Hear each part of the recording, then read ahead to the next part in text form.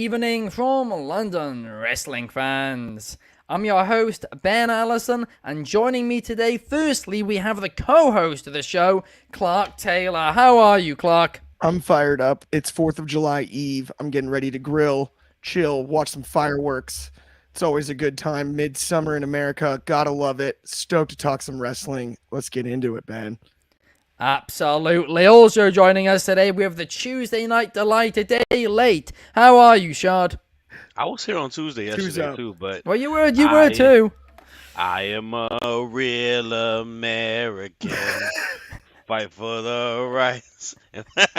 Now, happy early Fourth for all those who are there. Y'all catch us tomorrow. We'll say happy Fourth then. But I'm good, bro. Ready to talk on a Wednesday. We got some fun topics that y'all can see right next to me, and yeah, let's get into it. Absolutely. And while July 4th means one thing to you Americans, for me and Chaos, July 4th means a completely different thing tomorrow. It means that we're both going to have to wake up early and go and vote. How are you today, Chaos? Yeah, I don't know about you, but I ain't voting for nobody. Anyway, what's up, everybody? Obviously, if everyone watched it yesterday, I had a complete nightmare with my connection.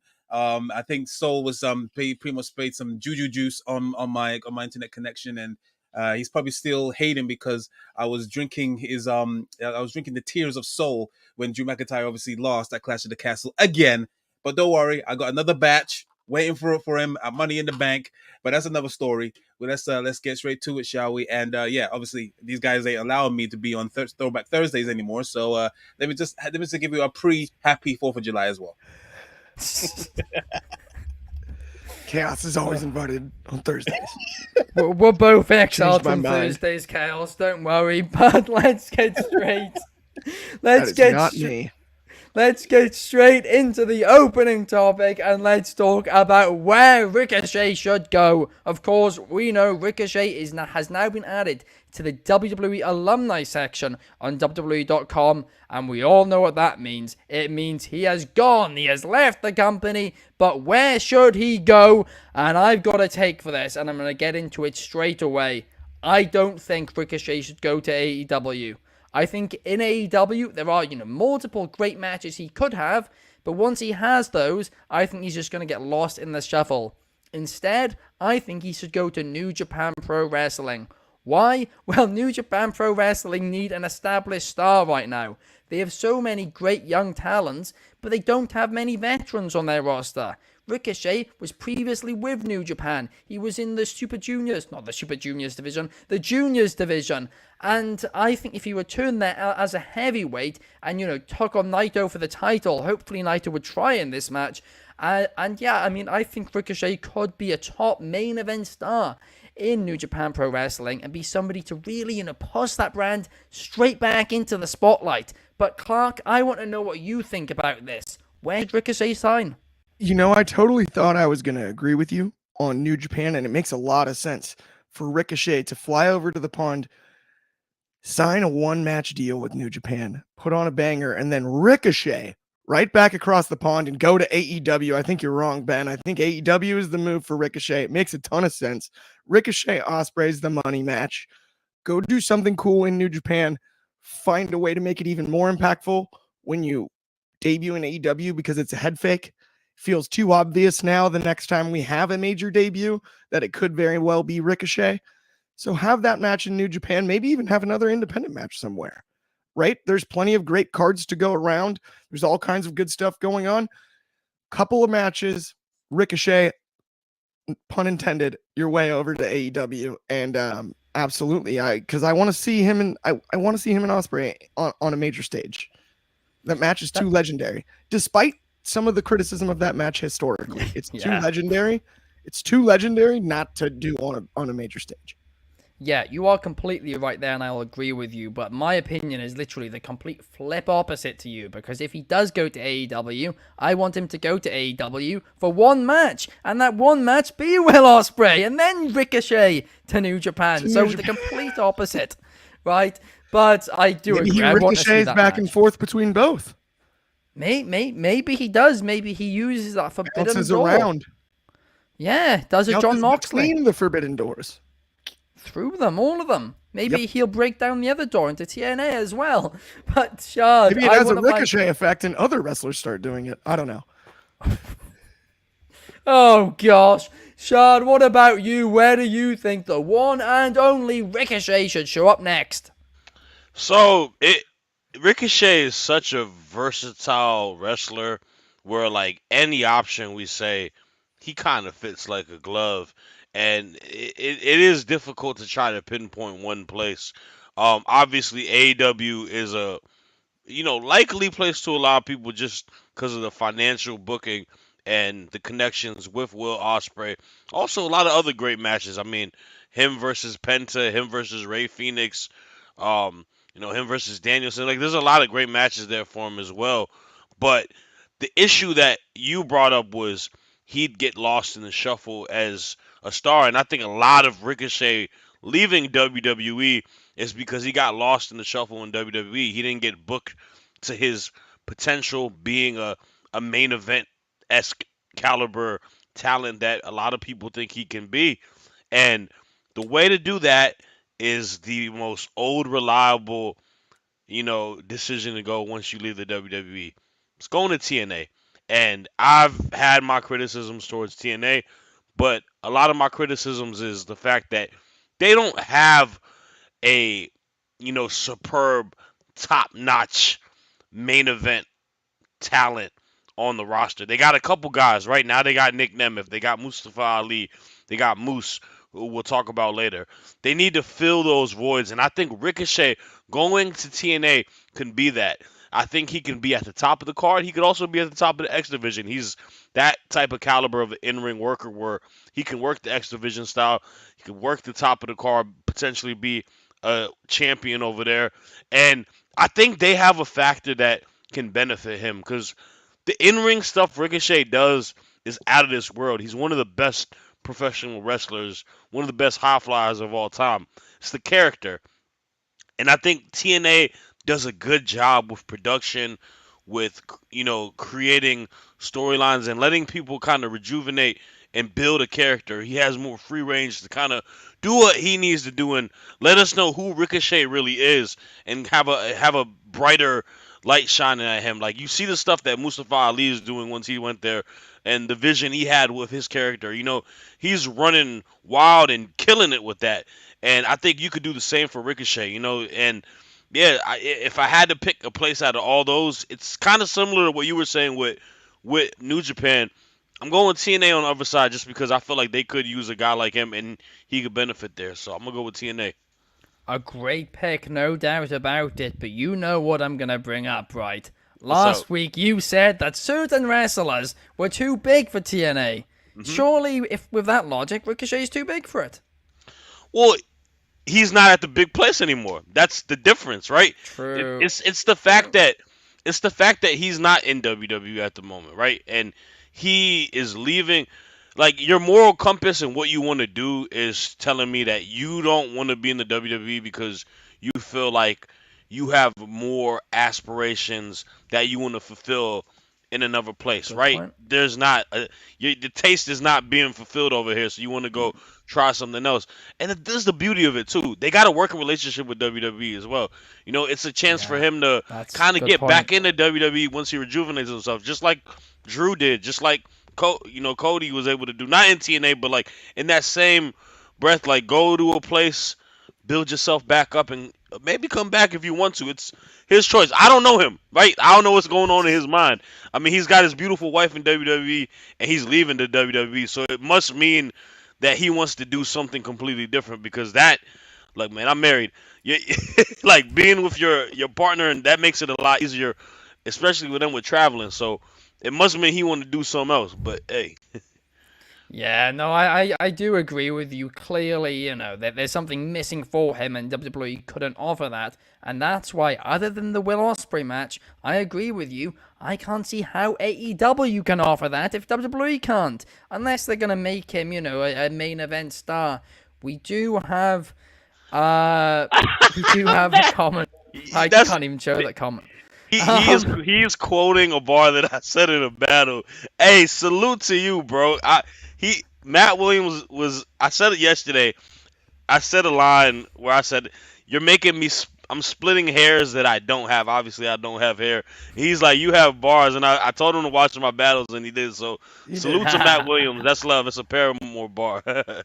Yes. Yes, giving you compliments as well, no doubt about Appreciate you, it. boss. We need a diss track, Shad. We need a diss track. Hey, Max Caster, I'm coming for you, bro. I told you the challenge is out there for a battle. He's quaking in his boots. He truly, truly is. But Chaos, I want to get your thoughts, right? Not on who would win between Shad and Max Caster, but where Ricochet should go next. We already know that one. Yeah, we already know about that one. Sorry, Shad. No, I'm joking. I'm playing. No. Now where do I think that Ricochet could go? I actually agree with you, Ben. I think he could go. He should probably fit more into New Japan, but not the main promotion of New Japan. I think he should go to New Japan Strong, because I feel like they need a more a solid face for that promotion. I can't really see him moving all the way to Japan, because obviously with he's is with his fiance, wife, whoever she met, Samantha Irvin. That's quite a big travel. To keep going from back and forth from Japan to come to spend time with your missus. So yeah, I think New Japan Strong is probably a more better shout. And then obviously, yeah, I do the sporadic appearance in AEW, because obviously you have that door to go through.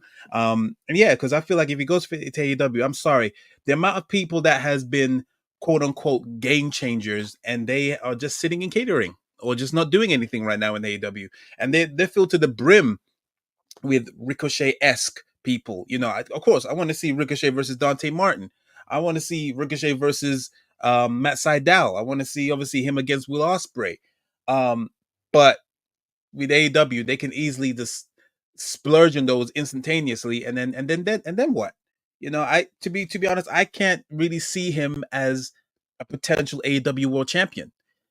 He'd probably be mid card like TNT and stuff, but yeah, like I feel like there's so much more out there than just going to AEW.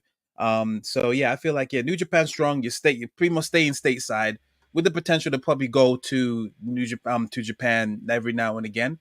And then yeah, have the door open to go to do AEW and other indies if you want. So yeah, I do agree with you, Ben. New Japan, but New Japan Strong should probably be the best avenue for him for sure. So he's stateside and just safe there. So yeah. I will say this: if he does go New Japan Strong, I think New Japan Strong will be more relevant than the actual New Japan, because I mean, well, yeah, exactly. Oh, it's in a bad place. It's in a bad. It breaks my heart to see the place that it's in. But you've got a world champion who doesn't try. I'm not going to get into that again. I had that rant out the other day. Woosah. On the meditate on air. You did sound upset. Oh, I truly was. I demanded he refund every fan in that building. But that would have been a big tab to pay. It would have been. And he was only on for like 20 minutes as well. Pay back the whole gate. That's what you had. Yeah, that's going to be $1 million. Fork up the gate.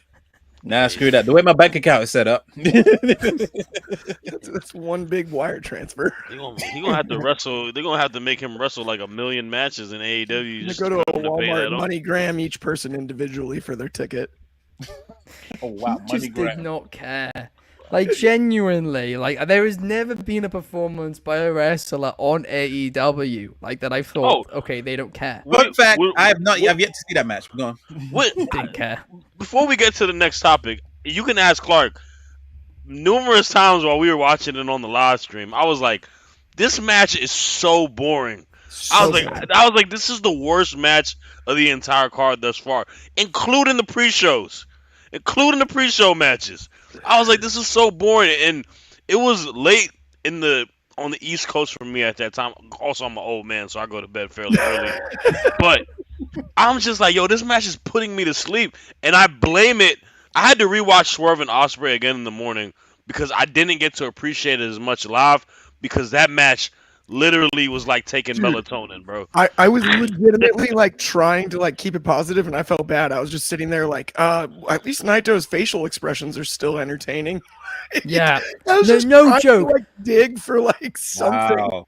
No joke. I called Clark the next morning, right, to be like, I'm not going insane about this Naito thing, am I? He just didn't try.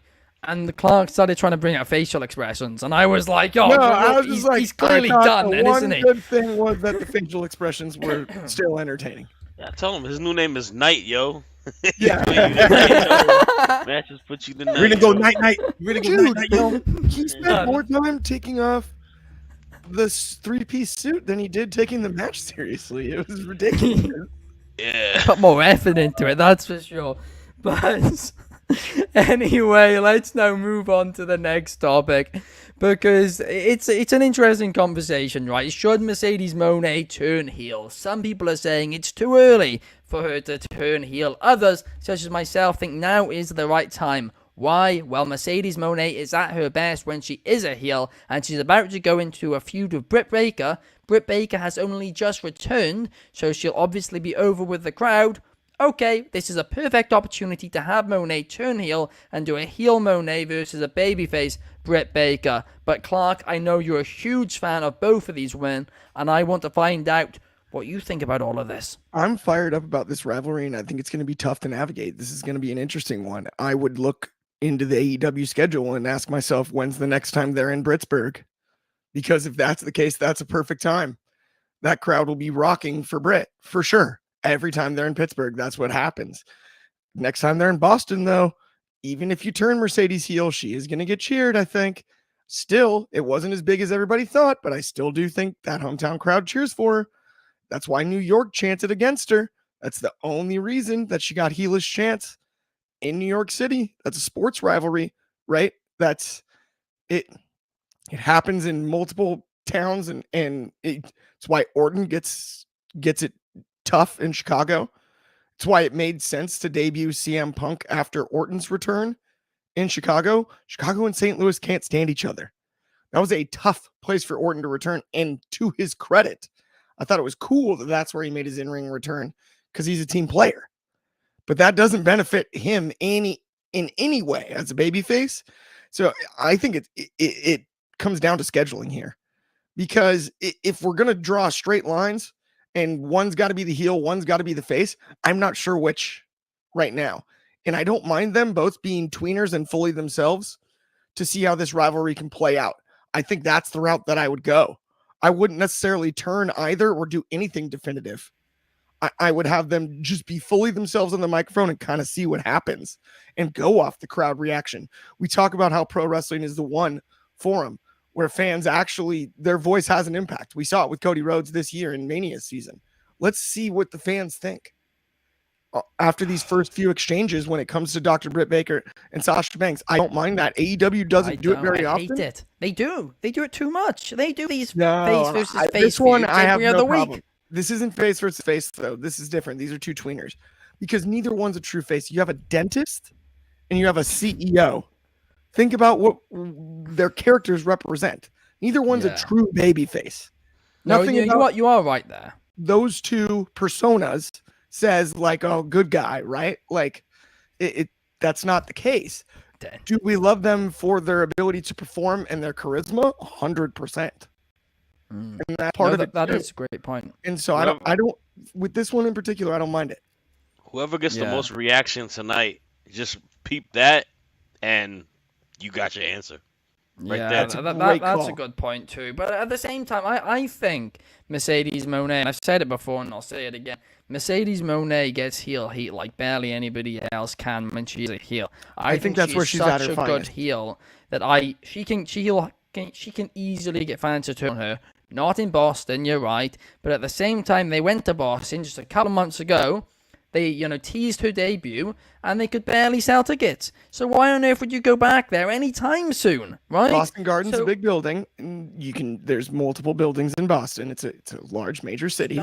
Don't go back during this feud. You don't have to go. You don't have to go to the TD Garden, Ben. There's smaller arenas that make more sense. Well, they clearly don't turn up Boston anyway. College, Boston University. You can cut. That's less of an issue, I think, I than you don't think think they when it should comes to step that. foot in Boston. I think than you think. Sorry, by the way, that was like But, brutal. but Mercedes mode, I mean, in all seriousness though, you also could do what AEW have done, where you do like MJF in Long Island. They become a face in their hometown. CM Punk his whole life in Chicago. Exactly. So you can do that and, make it... What was the phrase which AEW used for MJF? Where it was like... Oh, he's our scumbag. No, not that. It was like the Bizarro world.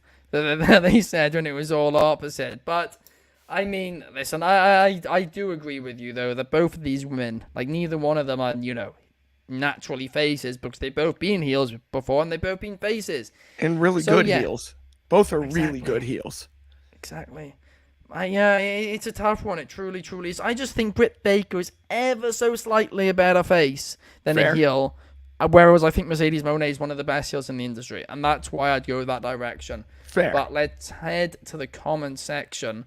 Because major we announcement? have a big announcement. A major announcement, right? Ben Khan isn't back, but Soul Khan is, because Soul's got an announcement, and that is that Donovan Dijak will appear on the Soul Sessions tomorrow and shares which company is banned from being talked about in WWE. No way, dude. I'm Dijak to see the episode. Let's go. Big news. Congrats on getting that interview with Dijak. I can't wait to check that out on the Wrestling Republic YouTube channel, of course. I'm all Dijacked up on Mountain Dew. No, it's not on the Wrestling Republic YouTube channel. My bad. But it's on the Soul Sessions channel. Totally different channel. But it's going to be a great interview. I can't wait to see it. I mean, I presume that's going to be AEW, but I'm fascinated to see which one it will be. If you accidentally do go to our stuff, though, it might watch be that MLW. too. They don't have a talk, and they did sue them, so... Oh, maybe it is MLW. I'm hyped. I want to see that. I want to find out what company is banned. But talking about things which certainly are not banned and will never be banned, let's talk about Next Level. If you guys don't know what Next Level is, basically they put all our social media links in one place, and that one place is nxconnect.me/Wrestling Republic to see all our content across all platforms linked all in one place. Also, they have an app, and on their app, if you download their app, it has a separate app within the app, and that is just for wrestling. There's a thriving wrestling community on there. It's an app designed just for wrestling. You can download it by going to the link, nxconnect.me/Wrestling Republic, and you can find the link through there. That's where all the links are. It's really easy to navigate, and it's a great platform, no doubt about it. But now, let's move on, because something which perhaps should be banned, and I'm only joking, is the partnership between TNA and WWE. Again, I am joking before everybody kills me in the comments. But what I do want to talk about here, right? Obafemi, Moose, they want to face each other, and I want to see it. I want to see it so badly. It seriously could be a banger of a bout. But here's the issue. Here's the issue which I have with it. Neither one can really, lose. And sure, Moose can lose, and he probably would have to lose. But if TNA talents are losing in every big match against WWE talents, which is presumably what's going to happen, then is this really beneficial for TNA? We're asking ourselves the same question at that point as we asked ourselves when AEW and TNA had the partnership, because ultimately the bigger company will always want their talents to beat the other company's big talents. That's the way that it goes. Sure, if you send some jobbers over, then you'll be like, oh yeah, your top stars can beat our jobbers. But if it's top star versus top star, the bigger company's top star's winning. But Shad, I want to get your thoughts on this. Should Obafemi versus Moose happen? See, this is to what you said, right? You put yourself in a difficult situation when you're either company, more so TNA, because you're the sacrificial lamb in the situation, right? Your superstar is going to lose this match, and if I had, pen and paper, I'm booking this match, I'm having Moose put over Obafemi. I'm allowing Obafemi to have a notable win against a veteran in this industry. That boosts the superstar that he is. Now, whether that is beneficial to TNA, it's not. at all. Obafemi's still young. He's still gaining traction as a superstar. He's completely, a beast and talented, and he is gonna be that guy when he gets, to the main roster as time goes. But at the moment, he is a young prospect, and he is taking down the champion that you already have, and that does hamper your champion. So if I was to say, is it a good idea for WWE and NXT? Absolutely. I mean, this is a continuation to boost your young talent, allow them to get wins against people that are big in the wrestling industry, especially a guy who's not been a wrestler for that long, who's growing as a wrestler and beating someone like that. It's a win for them. On TNA, that's where you got to really ask yourself, because it's it's kind of like half and half, because yes, you are continuing the working relationship with WWE, and to me that is beneficial because they need that at this moment, and they need to figure ways to gain traction, to get more viewership and whatnot, and get people wanting to watch that. Working with them can kind of help that. I haven't looked at the numbers. I don't know if it is doing it or not, but just thinking logistically on that standpoint. But yeah, you water down the value of your champion, and you do look like you are a jobber brand at that moment.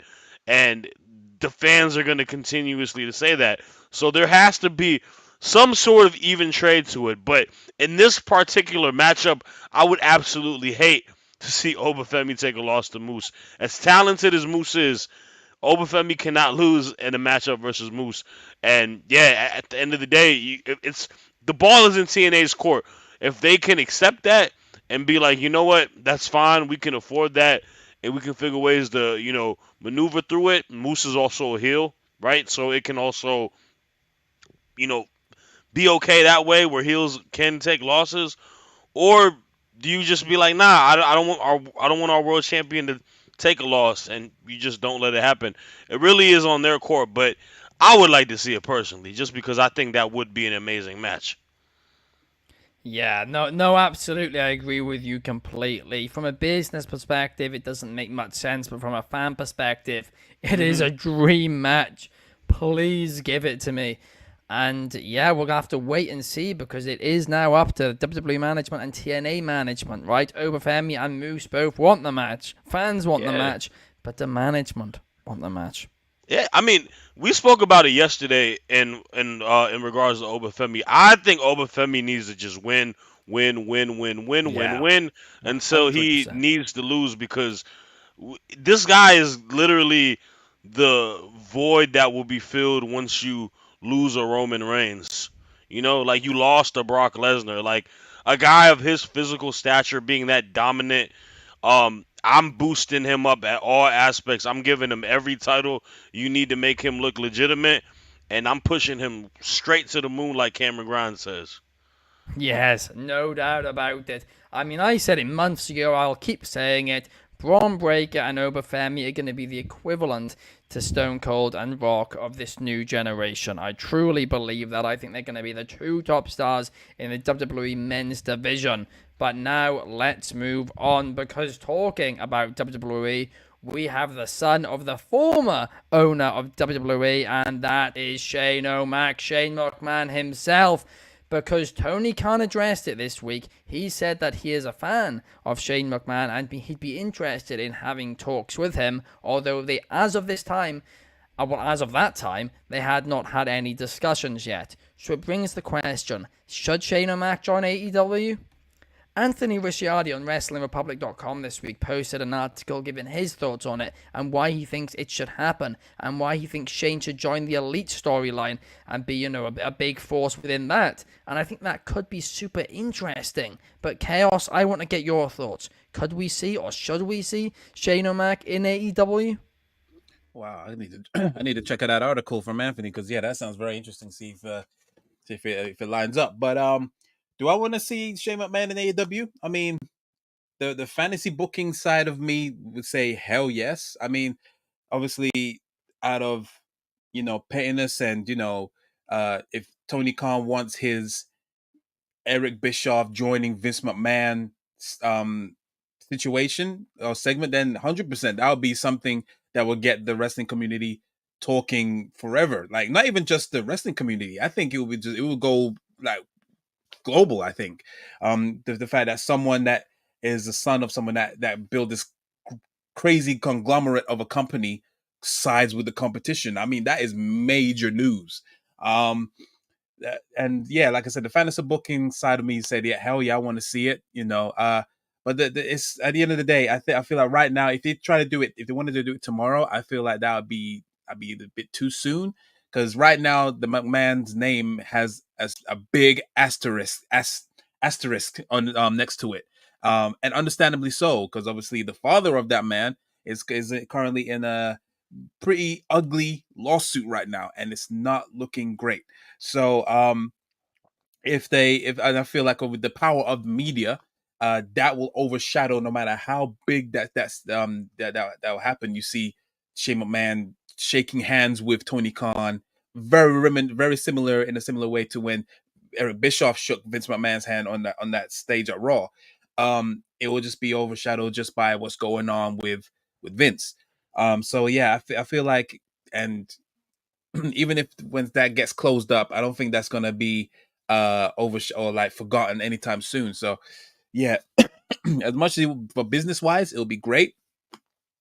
You guys gotta look at it logistically, logically. And yeah, I don't think it'll be a great fit. I want to see him in another promotion. Someone maybe that's not as big as AEW. What promotion that is, I'm not sure. But yeah, I mean, yeah, I don't think it'll be anytime soon. I wouldn't want it to be anytime soon. But yeah, the fantasy booking side of me definitely would want it. Wrestle Kingdom this year, Shane O'Mac just comes out. That would be the biggest what ever. Yeah, that would be something. I wouldn't do it. I wouldn't do it if I was Shane, but it would just be the biggest Yeah, I mean, I feel like I think what's going on with the lawsuit, I don't think it may have transferred that far or that deep. Maybe Japan, so maybe could get away with it. It would still be quite big news. But yeah, doing it right now in the west side of things, yeah, it would be too much. Chaos, to your point though, I think that's why Shane wouldn't do it, not why AEW wouldn't. Because for AEW, if Shane does show up and mainstream media companies are like, look, Vince's son in the middle of the lawsuit went to the competitor. I mean, that they're covering AEW mainstream media outlets that aren't normally covering AEW or mentioning them. But the weird thing is, Tony Khan did call the entire family evil, by the way, when these allegations came out too. So that can't be forgotten. Okay. The fact that he previously called him evil. For sure. Go, Clark. Oh, yeah. I was just gonna say, but the funny thing is, I feel like if Stephanie McMahon were to join the AEW, I don't think they would get that much backlash as it would if Shane joined. I don't know why. It's a weird thing with how media works. I feel like it would definitely cause shockwaves, but I don't think they're going to try and tie the thing with Vince together. And then it's weird. I can just imagine it'd be that would almost be like a Trouble in Paradise with Triple H thing. I feel like if Stephanie did, I think it'd be. I was like, that's how that would be reported. I think it'd be a lot of people would be happy for Stephanie in that case, just with everything tied with her relationship with her father, especially as a woman, and all these disgusting allegations tied to it. And I mean, you could say this honestly, this is a annual family therapy session. They might all need to have at some point. But I mean, Shane might have a vendetta towards how stuff has been playing out. And it's kind of just gotcha. I prove y'all wrong. He's just got that kind of personality. Yeah. That's what I'm saying. But another thing as well, I feel like another thing that I wouldn't like it to happen, because if what we heard about him is true, with him being having a bit of an ego, and then obviously trying to go Bob Harley on everyone, saying let me just win the title, then beat everybody. If you guys don't know about that, that's why I feel that would be the nail in the coffin. That truly would. I will say though, if he just wants to go and have fun, because he's at that stage of his career, right? He's had some independent success. He's obviously financially pretty much set. He's got family, all of that. And he just wants to go have fun and wrestle and doesn't feel comfortable necessarily doing that in the WWE. It would be a shame if this other stuff is what's holding Shane back from doing that, right? If he just wants to be able I to go agree. have fun, If he didn't know, then yeah, absolutely. That man does and not be in the need to be wrestling business. wrestling, bro. He gonna tear his No, quad, no, right? but in the Yeah. business, but in the business, I'm not saying necessarily in ring action. What I'm saying Gotcha. is Yeah. working backstage, Yeah. right? Like making an impact in an industry he's clearly got a passion for, right? Like For sure. that. Yeah, that's what I meant by that. I didn't mean like we should have him doing elbow drops off the top of the blood and guts cage. That's not. I don't need any of that. Yeah, him versus Darby. Set it up. Linda's gonna have to get the binoculars Yeah. out again. Oh, Is He will Steve pop a Blackman shoulder available? during his Kendo stick? entrance. He will pop his shoulder out during his entrance. We don't need to. Yeah, after what we saw last year at By the Mania way- live, we don't want to see that. I thought when Vince tore both quads, that would be the ultimate McMahon tear in a big moment. And then sitting next to Chaos and watching Shane O'Mac run down to the ring and just at WrestleMania. While I'll Linda never Snoop Dogg forget. being the one to save the segment. Yeah. It was the ultimate people's elbow. Yep. While, by the way, Linda McMahon was sitting like 10 feet behind us Yep. with a pair of binoculars watching it. She saw what happened. She put the binoculars down. She smiled to both people next to her, and she legged it out of there. She was gone, not Gone. seen again. Gone. Never to be seen again. But okay. Anyway, let's now move on. You gotta Let's hope the move fridge on. was stocked in that suite. That's all I'm saying. Let's move on to talk about tonight's Dynamite. I'll run through the card and then we're going to talk about the Owen Cup. Tonight on Dynamite, we have Will Ospreay versus Daniel Garcia for the AEW International Championship. We have Jeff Jarrett versus a wild card in the tournament quarterfinal, in the Owen Hart Cup tournament quarterfinal. In the semifinals of the Owen Hart Cup, we have Willow Nightingale versus Chris Statlander and Pac versus Bryan Danielson. And also, we are going to hear from Mercedes Moné in her championship celebration. But I want to focus on the Owen Hart Cup because I don't actually think we've spoken about yet who we think is going to win this tournament, right? So I'm going to ask everybody their winners in both the men's and the women's side. I'll kick things off. Women's side, I'm going for the fellow Arsenal fan, my girl, Mariah May. Us Arsenal fans stick together. Wembley Stadium, she's taken that championship off Tony Storm. Just like next year at Wembley Stadium, Arsenal are going to win the Carabao Cup and the FA Cup. As you know, and they're only 2 of the 4 trophies we're going to win next season because we're going to win the quadruple. Chaos, you can laugh all you like. Enjoy conference leagues on Thursdays. But on the men's side, I am predicting that's a lot harder. But I'm gonna predict Bryan Danielson. I'll just go with that. Chaos, who do you think is gonna win? Sorry, I need to. Sorry, that's a good chuckle. That's a good joke, Ben. Yeah, definitely. Yeah, you gotta Enjoy Thursday nights, Chaos. That's cool. At least we ain't gonna bottle it like you usually do. Anyway. Look, at the end of the day, who won the cup last season? Anyway, yeah, winner of the men's. Yeah, I feel like my money is probably gonna go on probably I don't know, because who wins it is gonna face Swerve at All In. Is that correct? That is correct. Right. Okay. Yeah, it's probably whoever's gonna be the wild card. But they're facing the wrong person right now at the beginning, which is Jeff Jarrett. Because I kind of want to see him at least go a little bit further. Like it's close, but it's not that close. So yeah, I feel like it's gonna be the wild card. Who my prediction for that is probably gonna be Hangman Page. Because yeah, him against Swerve is the most logical for All In right now. You know, it's they've had 2 matches, and you need to have the rubber match. Well, it's not really a rubber match, but you know what I mean. Their feud is so good, and obviously we saw the segment on Dynamite, and obviously you saw the cart and everything else like that. So yeah, I feel like that is pretty much the setup for All In. So yeah, it's gonna be interesting. But yeah, I think it's gonna be Hangman Page. The women's, looking at the table right now, I think the only person that's more deserving that hasn't faced Tony Storm is Mariah May. You know, she's already faced Hikaru Shida. She's already faced Chris Statlander. She's already faced Willow Nightingale, I believe. I'm pretty sure. So yeah, and with what's going on right now, it's logically it has to be Mariah May at All In. And yeah, she's going to probably win the title there because yeah, you need a hometown win at All In. So yeah, my prediction is going to be Mariah May.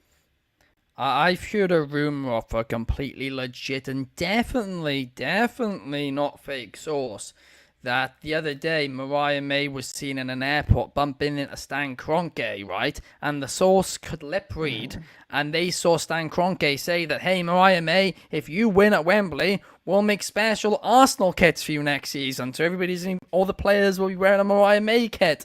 Okay, you're gonna get two of them, yeah. You're gonna wear them. It's all pink, and you're gonna be. Yeah, I'll be wearing them every podcast. Arsenal and Mariah May.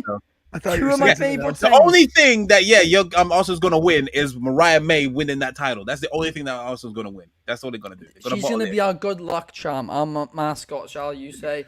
Good luck with that. But Shad, I want to know about you. Who do you think will win the men and the women's Owen? Well, first and foremost, I got to say that I think they did a great job filling the brackets on men and women's side, and they have a lot of intriguing matchups.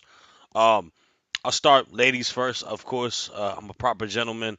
Um, I'm torn because I think Chris Statlander could benefit from this with the whole heel turn, having the match versus Willow. I think Willow could benefit getting into the title picture. I think her and Toni Storm would be a very compelling feud and storyline. Of course, Sheeta is old reliable. She's arguably has the greatest women's run of all time in AEW history. But I think all things aside, it's pointing for Mariah May. I think she is the young, up-and-coming rising star. She's got the storyline tied to Toni Storm. And like you said, that's the moment in Wembley, in front of her home country. I think that would mean a lot to her. And I think that's where you create her to become a superstar in your women's division. So I'm going Mariah May winning the Owen and us getting that matchup. The men's, this is difficult because that wild card, it's really wild.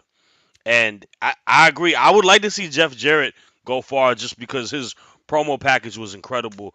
And it means so much to him with his relationship with Owen Hart. But man, it's hard to tell because if it is Hangman, I could definitely see it being a Hangman versus Swerve rematch. But I am going with Bryan Danielson because I don't believe anything he says in these interviews saying that nothing cares. I think this is the last ride, right? This is the final year for Danielson to kind of do it all at this level. I think he's gonna win, and I think we're gonna get him and Swerve because I think Swerve is going heel. Him and Swerve at Wembley, and I think Danielson is going to become the AEW champion, and just keep stacking up this incredible year he's having. I would love to see him get that moment, become a champion, and maybe be wrestler of the year. But yeah, I got Danielson winning that. Yeah, I do agree. It just makes sense. Danielson main eventing Wembley Stadium in his last full year as a full-time wrestler. Mm-hmm. It makes sense. It's the perfect end. Can I just say, do you feel bad for Toni Storm? Like if it that's 2-2 that she's lost in England in arguably the biggest show of AEW. 0-2, the English curse on Toni Storm. It's fun. She deserves it. This is fun. We're having fun. Championships. I'll be honest with you. I wouldn't feel bad because her character is Teflon at the end of the day. She's gonna be fine how it is. I know it's gonna be fine, but I mean, like, at least get a dub at the biggest show. It's only two of them. It's not like she's lost like 4 or 5 in a row. It's been 2 of them. Mariah May should win it all, but Clark, in your eyes, who should? Okay, so this is really interesting. Just really quickly before I give my 2 picks. The prospect of Danielson having that big moment at Wembley is fascinating to me because if you think about the 2 biggest wrestling events ever at Wembley, right? There's All In last year, and then there's SummerSlam back in the day. And that's the last time. It's not the last time that the Intercontinental title main evented a major event. It's the last time we all remember. And if you think about when Bryan Danielson could not wrestle, The Miz cutting that famous promo on him about the Intercontinental Championship. And now this many years later at Wembley Stadium, there's a chance that Bryan Danielson's in the main event. That's kind of serendipitous and wild to think about. Despite that, on the men's side, wild card, Hangman Adam Page is my pick. It is absolutely my pick. It's the buckshot lariat. It's always been the buckshot lariat. And the other thing is, we've never truly seen that anxious millennial cowboy as a heel, but he's got a lot of heelish things. Took him only 2 years to graduate from Virginia Tech. Nerd. Former math teacher. Brutal subject. I'm just saying, this guy could get under some people's skins. And I think it makes a lot of sense. And the rivalry with Swerve, reestablished Swerve as that babyface that he is fun. Every single time we've put these two in the ring together, it's been magic. I'm here for it. I like it. I'm about it. And that's my pick on that side. Hometown win-wise, though, I am on the exact same page as all y'all. It is Mariah May or nothing. Absolutely. I mean, come on. It's Arsenal all the way, right? Arsenal. Go Gunners. Mariah May. Shut up. Whatever that means. I've All never of that. realized how much I have to hate Hangman Adam Page now. He went to Virginia Tech. Yeah, he Garbage. graduated in Worst 2.5 part years. of Virginia. The only part of Virginia Blacksburg. that matters. Blacksburg is garbage. The only thing in Blacksburg is Garbage. Virginia Tech. Northern Virginia is the only thing that matters in Virginia. We can get to Now DT. You go to You triggered Maryland. him. Shoddy, do you remember the pack? Shot. Nobody Pac-Man care Adam about Jones? Richmond. No one cares about the 757. No one cares about those college towns. Do It's you Nova remember- 703. Do you remember the Pac-Man Jones Terrell Pryor? Garbage. When you said Blacksburg, Oh garbage, my that's all I could think of. Just to let everyone know, these these thoughts are Shad's actions and Shad's thoughts of his own as well. We Well, do not- Shard, right? Now, imagine this, and then imagine you build a brand, and Hangman Adam Page steals the name from you, and now you know how I feel about the new Catch Republic. Master Bait and Wow. Mr. Doom. Don't worry. I was really mad that they won against Hank and Tank yesterday. I was really rooting for Hank and Tank. Hank and Tank all the way. Master bait. I love it. That's Master fun, Ben. I like this, Ben. I like it. I don't know. Anyway, if that's even PG. on that note, we are at the end of the show. Thank you to Shard, thank you to Clark, and thank you to Chaos for joining me here today. It's been a fun one, and thank you to everybody who's commented and watched along with us. We will see you guys tomorrow for a bit of Throwback Thursday. Peace.